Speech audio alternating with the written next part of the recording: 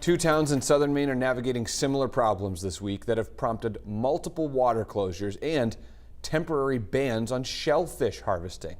Good evening, I'm Chris Costa. And I'm Samantha York. Pat and Amanda have the night off.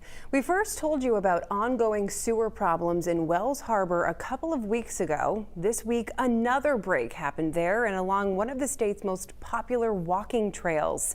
News Center Maine's Sean Stackhouse has the details. For the fifth time this summer, these signs are up in Wells Harbor. No swimming and no water contact activities allowed following another sewer break. Nature didn't want that pipe to be there. This pipe was buried below Wells Harbor back in 1978, but in 2022, it's becoming unreliable. Wells Sanitary District Superintendent Nick Rico says the first break happened below the sand, but that pipe is no longer buried. The next 4 breaks happened underwater.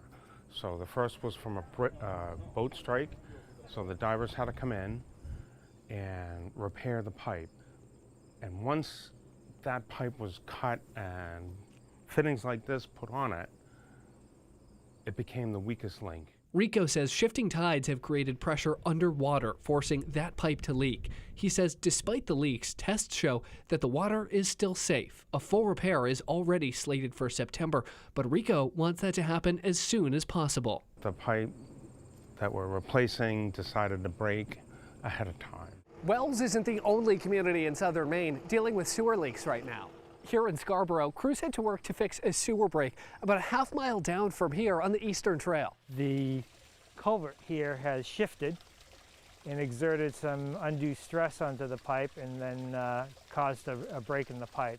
Right now, the Eastern Trail through Scarborough is open, but Tuesday evening, that wasn't the case. Crews working overnight to stop a sewer break that Scarborough Sanitary District Superintendent David Hughes estimates caused 10,000 gallons of wastewater to spill into Scarborough Marsh. There was a big puddle right on the ground here, and you could actually see when the pumps would turn on, the puddle would, get bigger, and then the pumps would turn off, and you would see the puddle dissipate. The Department of Marine Resources has issued a ban on shellfish harvesting for the Nonesuch and Scarborough Rivers north of Prouts Neck and Surfside until August 30th.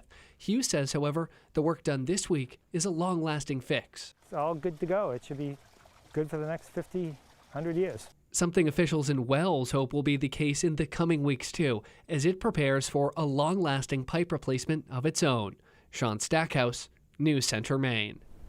The Wells Sanitary District says this $1.5 million replacement project has been in the work for years. The new pipe set to be used is going to be almost twice as thick as the one installed decades ago.